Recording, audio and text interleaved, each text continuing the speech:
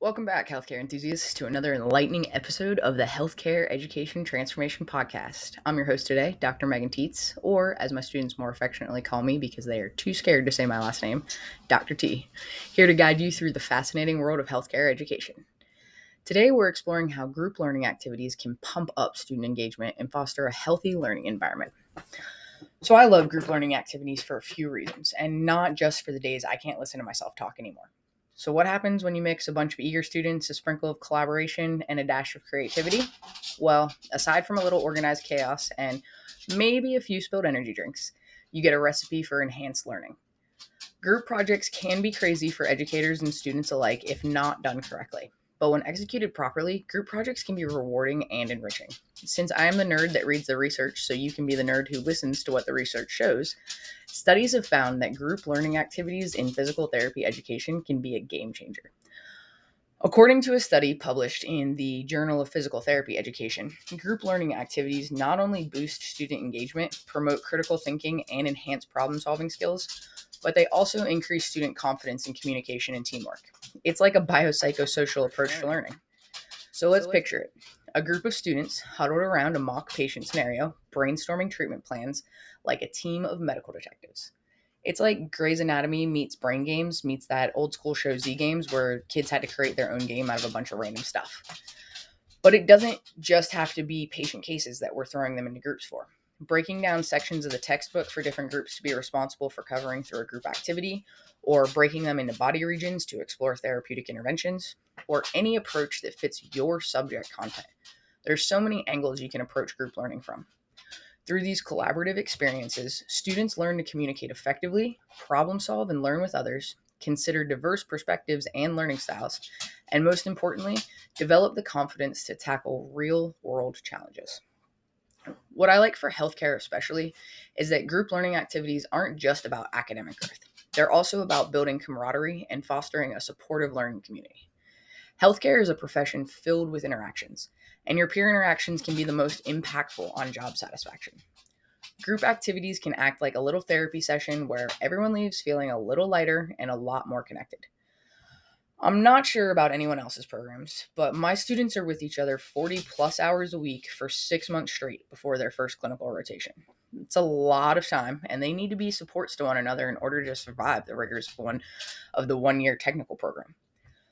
Putting them in groups early and often allows me to mix the groups up enough that no one gets too cliquey, and it also forces them to build connections. Even if things get sidetracked momentarily during group work so that they can vent about shared frustrations or a common interest, I still see that as a win. Building relationships with your peers is an important part of being successful in the workplace. And so whether it's an academic or professional, there's learning happening through every group activity. All right, so now that I've sold you on all of the amazing reasons you should utilize group activities, you want to know how, right? Just jump right in, probably wouldn't be helpful. So I've got a few steps you can take to successfully implement group learning. And I'll be honest, it starts with creating a supportive learning environment where students feel comfortable expressing their ideas and learning from one another. They're not going to explore new things with each other if they're too scared of being wrong. You have to make your classroom a space where it's okay to be wrong on the journey to being right. Trapeze artists don't start flying around without a safety harness until they've fallen and been caught enough times to know all of the ways to not do it. Mistakes are a part of the process, and students should feel like they have a safety harness in the classroom so that they can try the crazy leaps and still be okay if they miss the mark. Once you've promoted that environment and students are willing to explore what they're learning, we want to mix in a variety of group activities, from case studies and role playing to problem-based learning and peer teaching. Variety is probably the best way to keep students engaged in group activities every time, and by mixing it up, you keep students on their toes and cater to diverse learning styles. Just don't get overloaded feeling like you have to reinvent the wheel every time. We want enough consistency that students improve over the long-term course of doing group work because they better understand what they need to accomplish with the activity. With just enough variety that no one gets bored, you or your students. And finally, don't forget to debrief. Reflection is the key component that transforms a mere activity into a meaningful learning experience. We want to bring students back together as a whole and discuss it as a class. This way, groups can learn from each other, make broader connections, and discover peer resources when others demonstrate a better understanding of a concept that they themselves may be struggling with.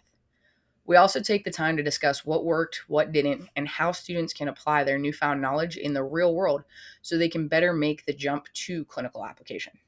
I also get a whole picture assessment of how well the students understood the intended objectives that helps me determine if I'll need to revisit the content in a different way or if students have successfully grasped things enough that we can move on to the next step. Well, that's all I've got for you for this episode of the Healthcare Education Transformation Podcast. Before you hit the button to skip on to our next episode, make sure you check out the HET podcast on all of the social medias. Go find my Fun Fact Friday video on the ideal group size for learning on TikTok, Facebook, and YouTube, and subscribe to the podcast so you never miss an episode of our friendly words of wisdom or fun-filled discussions. Until next time, this is Dr. Meghan Teitz reminding you to keep learning, keep growing, and keep it nerdy.